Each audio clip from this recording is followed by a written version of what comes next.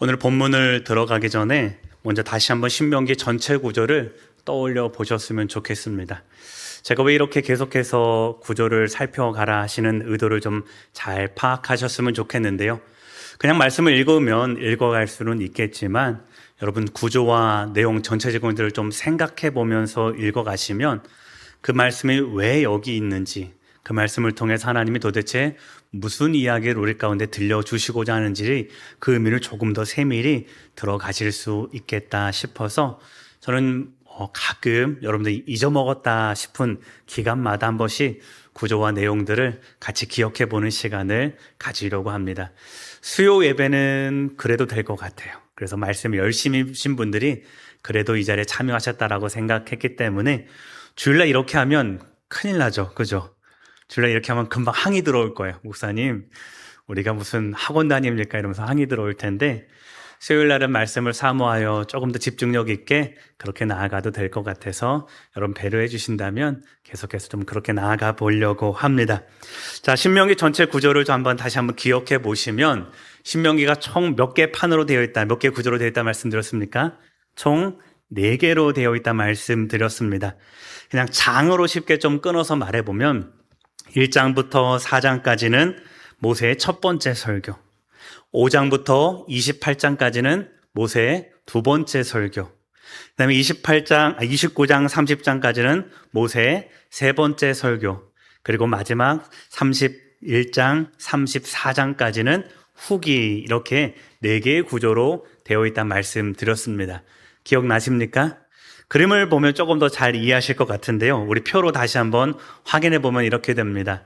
첫 번째 설교 제목은 이것은 말씀이다 라고 하면서 1장 1절에 기록된 이것은 모세가 한 말씀이니 그 말씀을 따라서, 두 번째는요, 이것은 율법이다 라는 제목의 설교입니다. 이렇게 생각해 보면 됩니다. 말씀이 모아진 거예요. 말씀이 모아졌는데 첫 번째 모세 설교가 먼저 모아졌고 두 번째 모세가 설교했는데 그 설교를 하나로 이렇게 모았다, 이렇게 생각하시면 꼭 그런 건 아니지만 우리가 이해하기가 좀 편하겠다 싶습니다. 세 번째 설교는요, 언약갱신하는 것을 다시 한번 설교를 통해서 말씀해 주면서 언약갱신을 중심으로 한 말씀이고요. 마지막 31장부터 34장은 모세 오경의 결론이자 신명기의 결론 부분에 해당하는 것입니다. 지금 우리가 어디쯤 나가고 있냐면 파란색으로 표시해 놓은 저 두 번째 단락을 살피고 있는데, 이 역시도 다시 한번 3개의 단락으로 나누면 우리가 두 번째 5장부터 28장까지 긴 단락이 이게 도대체 어떤 말씀들이고 왜 쓰여졌는지를 잘 파악해 볼 수 있겠다 싶습니다. 이것도 표를 가지고 잠깐 설명해 드리면 다음과 같습니다. 처음에 읽었던 4장 44절부터 4장 마지막까지는 왜 율법을 준수해야 되는지 거기에 대한 권면이 들어 있었습니다. 그리고 5장부터 11장까지는 십계명과 쉐마의 말씀들이 들어있는데요. 우리 그 아랫줄 같이 한번 읽어볼까요? 시작. 시내산 언약이 출애굽 2세대에게 어떤 의미가 있는가? 우리가 5장부터 28장까지 긴 단락을 다 한꺼번에 이거 도대체 뭐지? 라고 이해할 때 정말 세부적인 율법 조항은 12장부터 28장까지, 흔히 말해서 부모를 공경하라, 하나님의 예배 장소 이런 것들 설명하는 것은 12장부터 나오고요. 그러면 5장부터 11장까지는 뭐냐? 여기는 왜 12장부터 28장까지 이 말씀대로 살아가야 되는지에 대한 의미를 다시 한번 들려주는 단락이 5장부터 11장입니다. 여러분, 이것을 알고 읽어야 도대체 이 말씀이 무슨 의미인지를 우리가 조금 더 가까이 파악할 수 있겠다 싶습니다. 왜냐하면 이 안에 반복되는 말씀이 12장부터 28장 중간중간에 후렴품처럼 계속해서 반복해서 나와서 이거 앞에 했던 말씀 아닌가? 우리가 그렇게 여겨질 수 있는데 의미가 좀 달라요. 그래서 5장부터 11장까지는 출애굽 2세대가 도대체 이 12장부터 28장까지 나오는 저 율법을 왜 지켜야 되는지, 지켜야 되는 이유와 의미에 관해서 5장부터 11장까지 길게 설명하고 있고요. 12장부터 28장까지는요, 실제적으로 어떤 율법을 어떻게 지켜야 되는지가 구체적으로 나온 단락이 28장까지의 말씀들입니다. 이것을 기억하고 신명기를 읽어가시면 조금 더 우리가 세세하게 하나님의 마음을 알아갈 수 있겠다 싶습니다. 자, 그런 방향에서 출애굽 2세대가 영원히 그들의 삶의 중심에 두는 이 언약의 표시이자 징표로 하나님은 두 가지 율법의 중심을 세워 주셨는데요. 첫 번째가 뭐냐면 십계명의 말씀입니다. 즉 율법이 뭐냐 했을 때 그 언약의 중심 한가운데 세워주신 무엇을 지킬까에 대한 그 기준이 되는 말씀이 십계명인데, 이것은 몇 장에 나옵니까? 신명기 5장의 말씀에 우리가 지난까지 시간까지 나눴던 말씀이 5장에 나오고요. 두 번째 기둥이 뭐냐면 쉐마라는 단락인데요. 오늘 우리가 읽은 본문의 말씀입니다. 하나는 뭐라고요? 십계명, 무엇을 지킬 것인가에 관한 것이고요. 두 번째는요, 쉐마라는 이 율법의 중심인데 어떻게 지킬 것인가에 관한 말씀들입니다. 다시 강조합니다. 십계명은요, 무엇을 지킬 것인가에 관한 말씀이고요. 쉐마는요, 어떻게 지킬 것인가에 대한 이 말씀. 즉 율법은 이 두 가지 기둥이 처음이자 마지막이요, 전부라고 해도 과언이 아닐 정도로 세세하게 곳곳에 이것에 대한 해석이요, 변증이요, 추가적인 보충 설명이 신명기 전체의 말씀이라고 해도 과언은 아니겠다 싶습니다. 자, 십계명은 모든 율법의 근간이 되는 법이라 말씀드렸는데요. 이거 지난주까지 말씀이고요. 그러면 오늘 우리 함께 말씀을 읽었던 쉐마, 이 쉐마는 뭘까요? 쉐마 히브리어 원어로는 어떤 뜻이 되냐면 들으라 하는 말씀인데요. 4절 말씀에 보면 어떻게 시작합니까? 이스라엘아 들으라 라는 말씀으로 시작을 하는데, 여기에서 들으라 라는 히브리식 발음이 뭡니까? 쉐마라는 말입니다.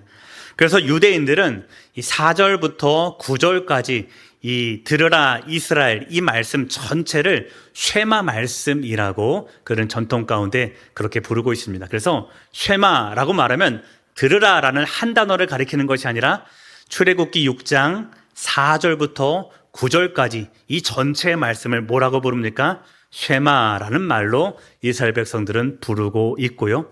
지금도 그렇게 여기고 있으니까요. 여러분들도 쉐마라고 했을 때는 단순히 들으라라는 단어야 이것이 아니라 4절부터 9절까지 이 모든 어떻게 지켜갈 것인가에 대한 말씀의 가르침이 쉐마라는 것으로 우리가 기억하고 알아갔으면 좋겠습니다. 한편이 오래전부터 유대인들은요, 이 쉐마를 율법의 심장이라고 불렀습니다. 성경이 율법의 심장이라는 말 자체는 나오지는 않습니다. 그런데 유대인들이 어떻게 지켜갈 것인가를 계속해서 연구하고 들여다보면 그들의 전통 가운데 이 말씀의 율법을 가장 잘 지켜가는 방법이 쉐마 말씀에 들어있구나, 이렇게 생각을 했던 거예요. 그래서 우리가 지켜가야 되는 율법을 이스라엘 전체 가운데에 활발하게 움직이고 마치 심장에 펌프질을 해야지 온 몸 가운데 혈액이 활발하게 도는 것처럼 이 쉐마의 말씀의 가르침이 온전히 움직일 때 이스라엘 전체가의 율법이라는 이 하나님의 생명이 활발하게 돌 수 있겠다, 이런 생각을 가지고 이들은 전통 가운데 그들의 자녀들에게 이 말씀을 가르쳤다라는 것입니다. 다시 말해서 십계명이 모든 규례의 중심이 되는 기준이라면 쉐마는 그 규례와 법도가 활발하게 움직이도록 하는 원동력이 된다라는 사실을 우리가 먼저 기억하고 오늘 말씀 가운데 함께 들어가 보면 좋겠습니다. 자, 그러면 이 쉐마의 말씀이 구체적으로 들려주는 바가 무엇인가? 오늘은 그것을 세 가지로 같이 생각하고 한번 기도해 보도록 하겠습니다. 첫 번째, 쉐마는 하나님을 향한 신앙의 선언입니다.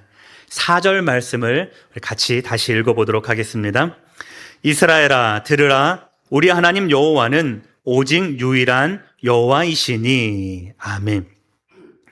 우리 하나님 여호와는 유일하시다라는 이 고백은 이스라엘 백성의 신앙에 있어서 가장 중심되는 고백입니다. 자, 오늘날 우리가 예배 때마다 사도신경을 통해서 우리의 신앙을 고백하고 있습니다. 맞습니까?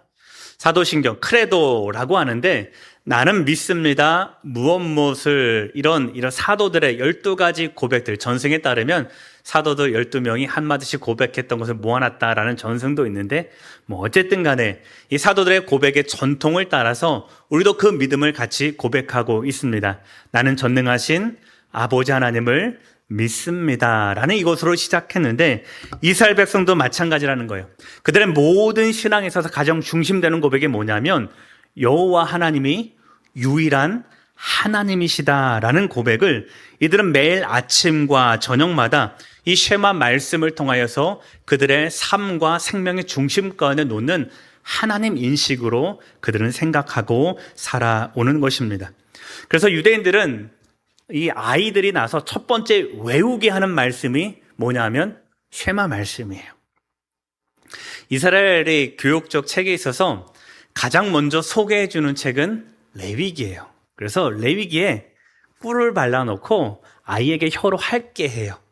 그래서 이 말씀이 송이꿀보다 달다라는 시편의 말씀을 실제로 체험시켜주는 말씀은 레위기입니다. 그래서 하나님의 법대로 살아가는 것이 이렇게 아름답고 즐겁구나를 그렇게 가르치고요. 가장 먼저 이 아이가 글을 떼고 암기가 되는 상황에서 가장 먼저 암기시키는 말씀이 쉐마 말씀이에요. 왜 그럴까요? 하나님의 백성으로 구체적으로 어떻게 이 말씀에 따라 살아가는지를 배우고 익혀야 되기 때문에 그들은 가장 먼저 글을 떼고 암기할 수 있을 때부터 이 말씀을 가르쳐 가는 겁니다.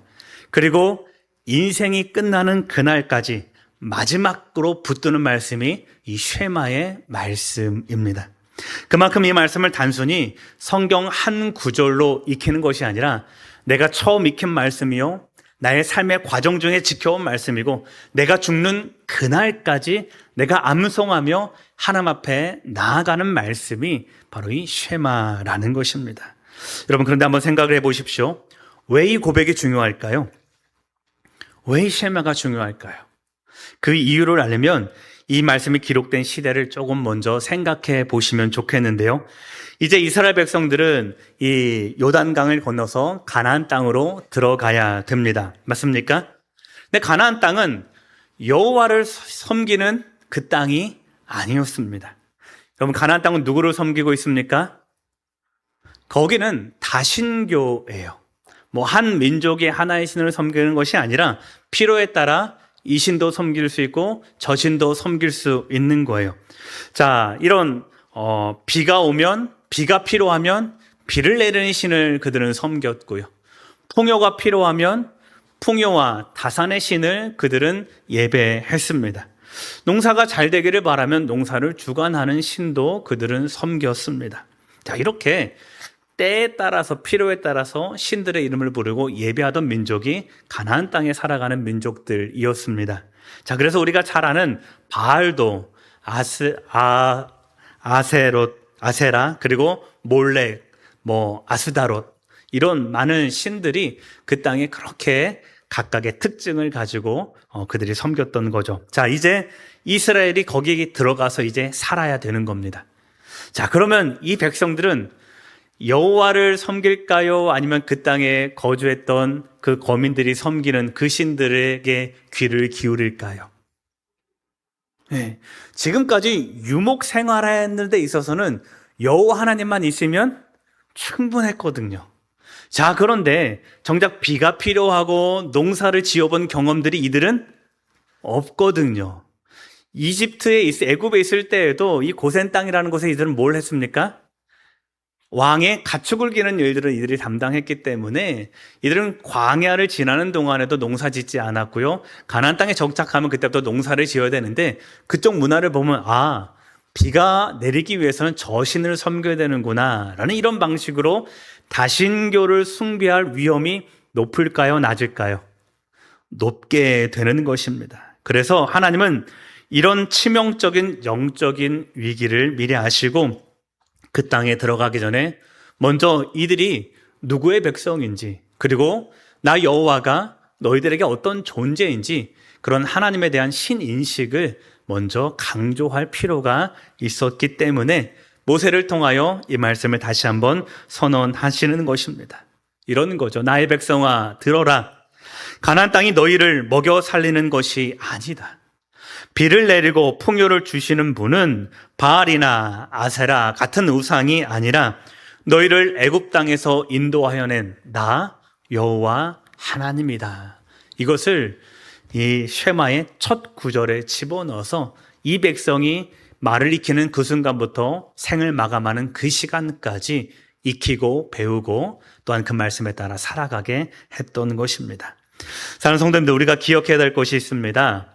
이 말씀에서 유일한이라고 된 표현은요, 에하드라는 히브리 단어를 쓰고 있는데요, 하나를 이야기하는 것이 아니라 오직이라는 말을 이야기하는 것입니다. 즉 바알도 있고 아세라도 있고 금오신도 있고 아스다라도 있고 이런 많은 신들이 있지만 그 안에 하나님이 끼어 있는 것이 아니라 뭐라는 거예요?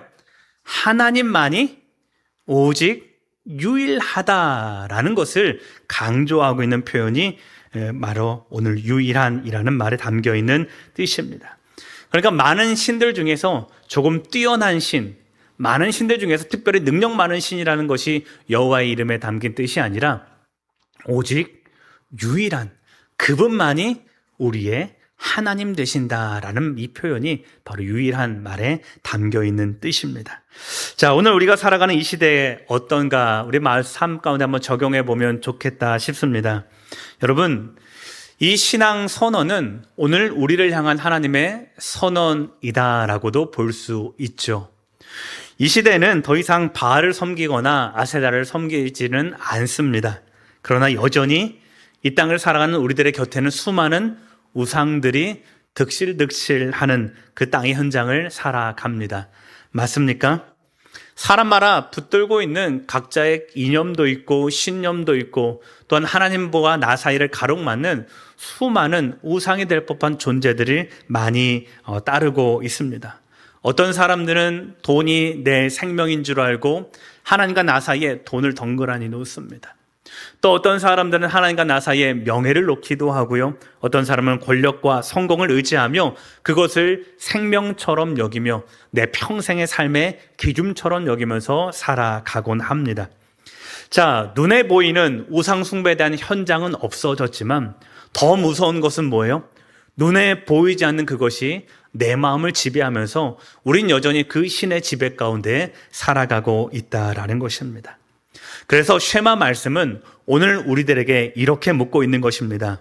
너는 누구를 가장 신뢰하느냐? 너는 누구를 따라 이 땅을 살아가느냐? 이 땅의 삶에서 너의 주인은 누구이냐? 이것이 쉐마가 첫 번째 우리들 가운데 묻고 있는 질문입니다. 결국 쉐마라는 것은 하나님에 대한 정보를 기억하며 살라는 것이 아니라 오직 그 하나님만을 나의 유일한 하나님으로 받아들이고 살라는 오늘 우리 가운데도 신앙 선언으로 우리가 이 말씀을 기억하며 살아갈 수 있기를 소망합니다. 바라기는 이 어려운 시대 우리 마음과 시선을 오직 하나님께만 둘 수 있는 저와 여러분들 되셨으면 좋겠습니다. 아멘이십니까? 그렇다면 우리 화면을 보고 우리 또한 우리의 믿음을 이렇게 고백해 보면 좋겠다 싶습니다. 우리 같이 한번 읽어보겠습니다. 나의 생명도, 나의 가정도, 나의 직장과 물질도, 내 삶의 모든 생사화복은 오직 유일하신 여호와 하나님 한 분에게만 있습니다. 아멘이십니까? 이 은혜의 고백을 따라서 오직 나의 하나님은 유일한 하나님이다. 이 사실 아래 우리가 온전한 믿음을 고백하며 살아갈 수 있는 우리 모든 성도님들 되시기를 축복합니다. 두 번째 쉐마는 하나님을 향한 사랑의 명령입니다. 4절 말씀이 우리가 믿는 하나님이 누구이신지에 대한 신앙 선언이었다면 이어지는 5절 말씀은 그 하나님을 어떻게 내가 대하고 섬겨야 되는지를 구체적으로 드러내고 있습니다. 5절 말씀을 함께 읽어보겠습니다. 너는 마음을 다하고 뜻을 다하고 힘을 다하여 내 하나님 여호와를 사랑하라. 아멘. 그럼 문맥을 잠깐 살펴보면 조금 이상하지 않습니까?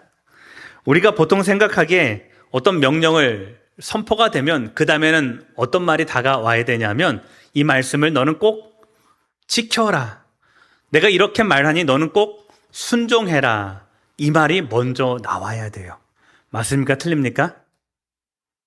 저만 그런 거예요? 저는 소리게 그렇게 가르치거든요. 야, 아빠가 말했는데 조금 들어줄 수 없겠니? 저는 꼭 이렇게 말하거든요. 그게 우리네 보통의 대화법인데, 자, 그런데 하나님이 십계명을 선포하신 이후에 가장 먼저 의미적으로 우리 가운데 주시는 말씀이 뭐냐 하면 사랑하라입니다. 자, 이것을 어떻게 이해해야 되냐면 이는 한 가지를 분명히 밝히고 있는 건데요. 하나님은 우리의 행동을 먼저 요구하시는 것이 아니라 하나님과의 깊은 관계를 먼저 요구하신다는 사실을 우리가 이 말씀을 통해서 깨달을 수 있었으면 좋겠습니다. 율법을 지키는 행동보다 뭐가 먼저라는 거예요? 율법을 통한 하나님의 이 관계, 즉 하나님과의 깊은 영적인 사귐이 먼저라고 하나님께서는 우리 가운데 들려주는 겁니다. 여러분, 이것이 쉐마의 핵심입니다. 하나님은 이스라엘 백성들의 이 사랑 없는 순종은 결코 원하지 않았다는 거예요.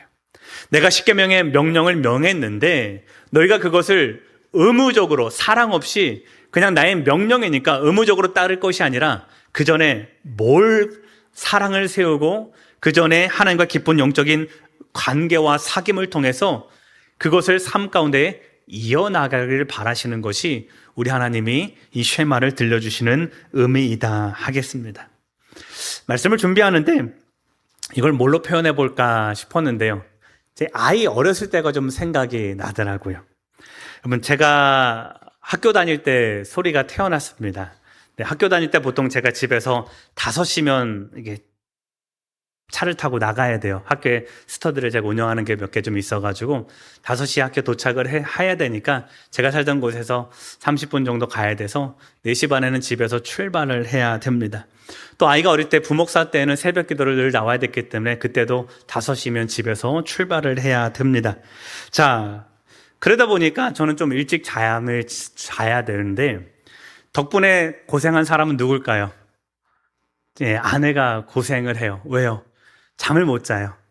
저는 별로 잠을 안 자도 되는 사람인데 잠 많은 아내는 그게 너무나도 힘이 드는 거예요.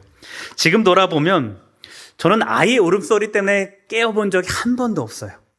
교회 가라고 새벽에 알람 맞춰놓은 거에는 알람이 띠링 울리면 전 바로 일어나는데 아이가 아무리 울어도 깨본 적이 저는 없어요.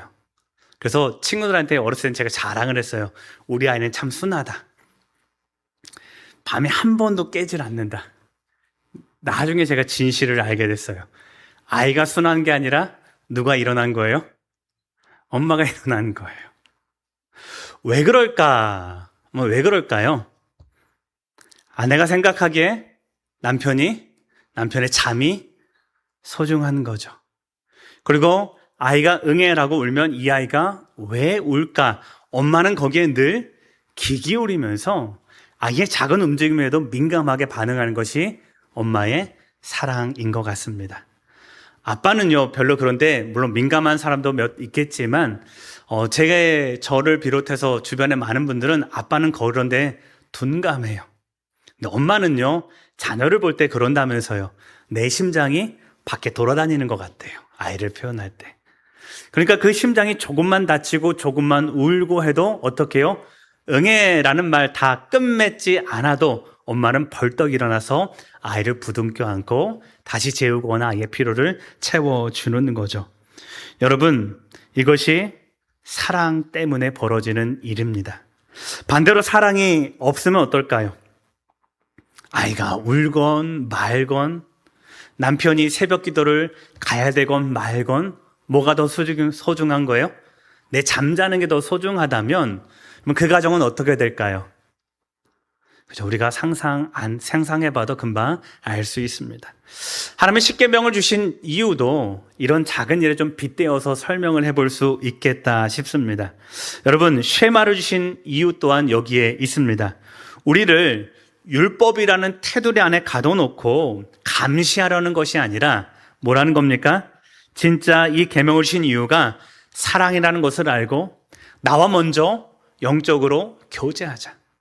나와 마음과 마음, 얼굴과 얼굴을 대하며 우리가 먼저 깊은 은혜의 교제를 나누자. 그리고 나서 내가 너에게 명령한 이 계명을 한번 내 삶에서 살아가 볼 수 있겠니? 라고 하며 우리를 기르시는 부모의 마음으로 내가 먼저 너를 사랑한다. 그러니 너도 나를 사랑해다오.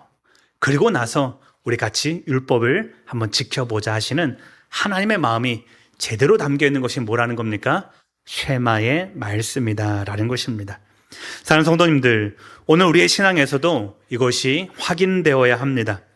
오늘 우리는 하나님을 깊이 사랑하고 있는지 다시 한번 우리 삶과 우리 믿음 가운데 이것이 점검되었으면 좋겠습니다. 단지 주의를 지키고 내가 예배 가운데 섬김을 다하고 또 기도의 의무를 다하는 그 형식적인 차원을 넘어서, 아니 그 이전에 내가 예배를 통하여 하나님을 만날 진심이 담겨 있는가? 내가 이 기도를 통하여서 하나님을 사랑하는 마음을 온전히 주님께 드려질 그런 드리는 섬김의 마음이 나에게 있는가? 내가 교회를 사랑하고 섬기려고 이 봉사하는데 내가 교회를 사랑하는 것 그 이전에 하나님을 사랑하고 주님의 몸된 교회여서 내가 이 교회를 사랑하고 헌신하려는 그 헌신의 마음이 나에게 있는가? 내가 성도를 사랑해야 되는데 그냥 하나님이 사랑하시라니 사랑하는 것이 아니라 정말 하나님을 대하듯 그가 그리스도의 지체를 대하듯 마치 내가 주를 생명을 걸고 사랑하듯 내가 함께 교제하고 영적인 은혜를 누리는 이 내 주변에 있는 이웃들과 성도들을 그 하나님을 사랑하는 마음으로 내가 먼저 사랑하고 있는가? 여러분, 이 마음이 어디서부터 시작된다고 하는 겁니까? 하나님을 사랑하느냐라는 쉐마의 물음에서부터 이것이 시작될 수 있다라는 것입니다. 그러니 사랑하는 성도님들 기억하셨으면 좋겠습니다. 사랑이 율법을 움직이는 힘이 됩니다. 다시 한번 따라해 볼까요? 사랑이 율법을 움직이는 힘이 됩니다. 그렇습니다. 여러분, 오직 사랑이 율법을 제대로 작동하게 하는 심장이요, 힘이 된다는 사실을 기억하시길 바랍니다. 하나님을 사랑하시고 하나님의 사랑하는 교회를 사랑하시고 하나님의 사랑하는 우리 믿음의 동역자인 성도들을 사랑하시어서 나의 마음과 뜻과 힘을 다하여 하나님을 먼저 사랑할 것이며 그 힘으로 하나님이 사랑하신 이 땅의 모든 존재들에게 그 사랑을 온전히 밝히 드러낼 수 있는 복된 성도의 삶 되시기를 주님의 이름으로 축원합니다. 마지막 셋째, 쉐마는 우리의 삶과 다음 세대로 이어지는 신앙입니다. 깊이 새겨야 하는 말씀이니 우리 좀 길더라도 6절부터 9절까지 말씀을 우리 같이 합독해 보도록 하겠습니다. 오늘 내가 내게 명하는 이 말씀을 너는 마음에 새기고 내 자녀에게 부지런히 가르치며 집에 앉았을 때에든지 길을 갈 때에든지 누워있을 때에든지 일어날 때에든지 이 말씀을 강론할 것이며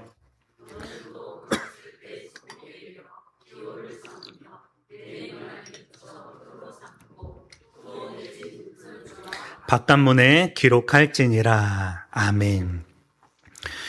여호와를 유일한 하나님으로 고백하고 그분을 사랑하겠습니다 라고 우리가 믿음으로 고백했다면 그 다음은요, 그 사랑을 구체적으로 우리 삶에서 어떻게 기억하고 행동할지를 드러내는 말씀이 6절부터 9절까지의 말씀이 됩니다.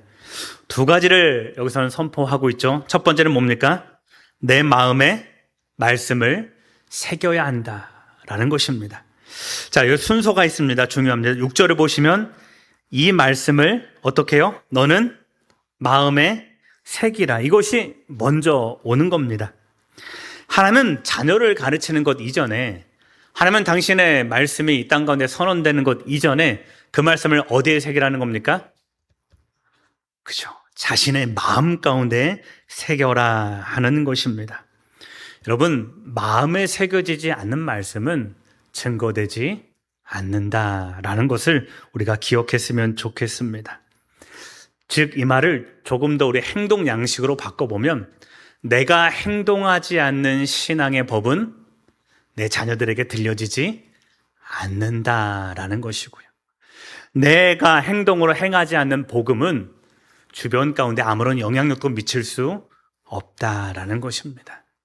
성경을 백날 읽어도 성경 말씀대로 살아내지 못하면 그 사람은 복음의 증인으로 살아갈 수 없습니다.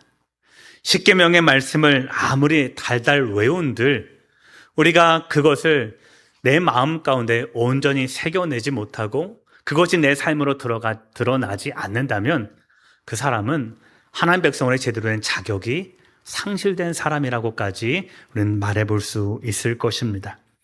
사랑하는 성도님들, 부모의 신앙이 어떻게 자녀들에게 전달될 것이냐, 나의 믿음이 어떻게 성도들에게 고백될 것이냐, 여러분 그것은 내 신앙의 모습 때문에 그것이 증거된다라는 사실을 기억했으면 좋겠습니다. 부모의 마음과 삶에 이 말씀이 세워지고 기도가 새겨지고 거룩한 그런 영적인 영혼이 담겨 있다면 그 말씀을 통하여서 우리 자녀들이 믿음을 배우고 기도를 배우고 삶을 배우고 그 안에 거룩한 세대 가운데의 분별함을 배우게 될 줄 믿습니다. 물론 자녀마다 다 달라요. 자녀마다 다 달라서 어렸을 때는 그렇게 잘 따르던 자녀가 어떻게 장성해서는 부모 마음대로 되지 않습니다. 맞습니까? 근데 분명한 것이 하나 있습니다. 분명한 것은 우리의 분명한 믿음의 태도는 자녀들의 마음에서도 잊혀지지 않는다라는 사실을 여러분 기억하십시오.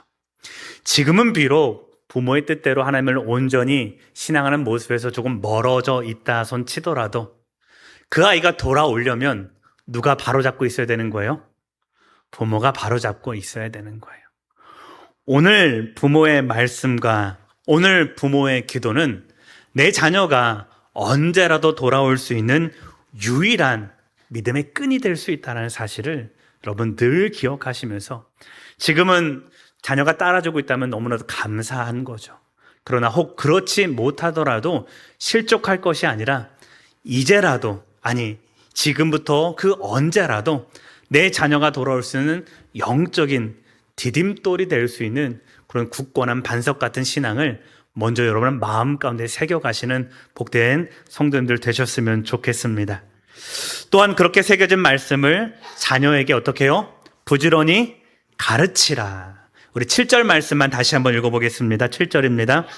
내 자녀에게 부지런히 가르치며 집에 앉았을 때에든지 길을 갈 때에든지 누워있을 때에든지 일어날 때에든지 이 말씀을 강론할 것이며. 아멘. 여기서 중요한 단어가 있는데 동그라미 한번 쳐보시면 좋겠습니다. 부지런히 가르치라. 가르치며. 그 밑에다 이렇게 한번 써보십시오. 반복해서 새기다. 부지런히 가르치다라는 것은 뭐냐 하면 반복해서 새기라 하는 말씀입니다. 이 말씀 원래 뜻은 칼을 갈아서 날카롭게 한다라는 뜻이거든요. 그럼 칼 갈려면 어떻게 해야 돼요? 그죠? 계속해서 반복해서 한 번 갈고 내일 갈고 뭐 이러는 게 아니라 계속해서 칼이 날카로워질 때까지 반복하는 과정이 필요하기에 이 말씀은 반복해서 새기다라는 말로 우리가 기억하면 좋을 것 같습니다. 한 번 들려주고 끝내는 것이 아닙니다. 이번 들려주고 이 아이가 잘 알아들었다고 해서 그냥 넘어가는 것이 아니라 기회가 될 때마다 말씀을 전할 기회를 늘 잡아서 반복해서 자녀의 마음에 넣어주는 것, 이것이 말씀을 먼저 가슴에 새긴, 마음에 새긴 부모의 역할이다라는 사실을 우리가 기억하기를 소망합니다. 성경은 그래서 집에 앉았을 때에도 길을 갈 때나 누웠을 때에도 이렇게 고백하는데 이 말을 쉽게 해보면 이런 말이 됩니다. 언제라도 그리고 어디에서라도 라는 말로 우리가 이해해 볼 수 있을 것입니다. 즉 자녀에 관한 믿음의 교육, 자녀에 관한 신앙 교육은 언제요? 언제라도 어디서요? 어디에서라도 할 수 있도록 준비된 부모님들, 준비된 믿음의 동역자들이 다 되었으면 좋겠습니다. 실제로 유대인들은 이 쉐마의 말씀을 그들의 삶에서 지켜가기 위해서 엄청난 노력들을 기울이고 지금도 행하고 있는데 그 예를 그림으로 좀 살펴보도록 하겠습니다. 먼저는 테필린이라고 하는 건데요. 우리 그림 잠깐 보여주시길 바랍니다. 내 손목에 메고 이마에 붙이라라고 하는 것입니다. 여러분 보시기에 왼쪽인가요? 왼쪽에 아이의 손목에 끈 감겨 있잖아요. 손목의 끈 팔뚝 위에 저 남자를 보면 알겠네요. 남자를 보면 이쪽 이두근 앞에 뭐가 있습니까? 작은 상자가 있잖아요. 저걸 테필린이라고 해요. 또 저 소년의 이마에 보면 뭐가 있어요? 상자가 있잖아요. 그것을 테필린이라고 합니다.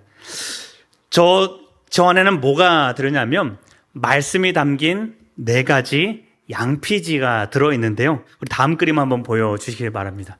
저렇게 출애굽기 말씀 2개, 신명기 말씀 2개가 새겨진 4개의 양피지가 저 상자 안에 들어가 있습니다. 이 중에는 뭐가 있냐면 세 번째 보면 신명기 6장 4절에서 9절까지 이 쉐마가 이 안에 들어가 있어서 이들이 어떻게 신앙생활 가운데 하나님의 법을 지켜나갈지를 실제 삶에서 그대로 행하고 있는 모습들을 보게 됩니다. 다음 그림은 매주자라고 하는 그림입니다. 그림 한번 보여주시면 여러분 보시기에 오른쪽에 있는 것이 뭐냐면 집 기둥. 우리 뭐라 그러죠? 문패? 뭐라 그러죠? 명패?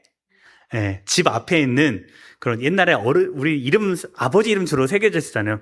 그것처럼 집 출입문 위에 저렇게 상자 안에가 그 안에 저 양피지가 하나 담겨 있는데 저 안에 무슨 글이 담겨 있을까요? 쭉 황금판에 써 있잖아요. 뭐가 써 있을까요? 들으라 이스라엘. 이 쉐마의 말씀이 저기 기록되어 있어서 집에 나갈 때도 들어갈 때도 이들은 저 말씀 한번 쓰다듬고 들어가요. 어떤 좀 열심히 사람은 저기다 입을 맞추고 들어가기도 하고 문설주에도 저 양식이 그대로 드러나 있는 것을 보게 됩니다. 자, 눈을 돌리는 모든 곳마다 이들이 출입하는 모든 문마다 저런 것들이 담겨져 있다 하겠습니다. 사랑하는 성도님들, 생각해 봤어요. 우리는 어떤가? 여러분들은 하나님의 말씀이 여러분의 마음에 새기기 위해서 그리고 하나님의 말씀을 우리들의 자녀에게 새겨주기 위해서 여러분 우리는 어떤 노력을 하고 있습니까? 여러분의 손에는 대부분 뭐가 담겨 있습니까? 여러분의 머리에는 뭘로 하루 종일 가득 차 있습니까? 하나님의 말씀입니까? 아니면 핸드폰입니까? 저희 아내가 없어서 다행인데 제 손에는 늘 핸드폰이 담겨져 있습니다. 그래서 이 말씀을 준비하면서 저도 너무 부끄러웠어요. 여러분, 목사인 저도 참 힘든 일입니다. 바쁜 일정에 쫓기고 저를 찾는 여러분 만나기 위해서 저는 늘 핸드폰을 이 손 안에 담임 목사 된 이후로 더더욱 그러는 것 같아요. 자, 그럼에도 불구하고 뭐 하라는 겁니까? 애써 보라는 겁니다.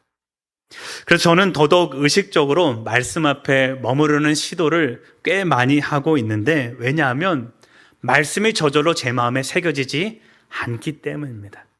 얼마나 성경을 암송하고 얼마나 성경 전체를 알아보고 또 설교하려고 얼마나 노력을 하겠습니까? 그러나 세월이 지나고 시간이 지나면서 사람이 이게 게을러지기 때문에 저 자신도 저의 신앙을 장담할 수 없기 때문에 어떻게 하면 하나님의 말씀이 내 안에 새겨질까를 늘 노력하고 결단하고 있습니다. 사랑하는 성도님들, 여러분은 어떠신가요? 여러분의 손에는 얼마만큼 하나님의 말씀이 들려져 있고요.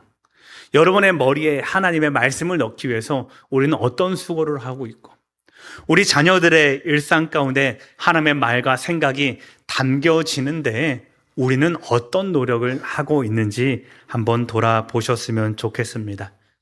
사랑하는 성도님들, 그것이 쉐마의 가르침입니다. 단순히 하나님의 말씀을 읽고 끝내는 것이 아니라 어떻게 해서든 이 바쁜 세상을 살아가면서도 내가 하나님의 백성이 되고자 노력하는 분투입니다. 저것을 내 팔뚝에 새겨 넣었다고 내 이마에 붙였다고 해서 자동적으로 내 말씀이 됩니까? 하나님은 그렇게 하라는 것이 아니라 어떻게 해서든 내 삶을 무슨 자리예요? 말씀의 자리에. 어떻게 해서든 하나님의 말씀이 내 삶의 자리에 임하도록 할지 내가 어디에서든 또 어떤 장소에서든 이것들에 힘쓸 수 있느냐, 이것을 오늘 우리 가운데 묻고 있는 것입니다.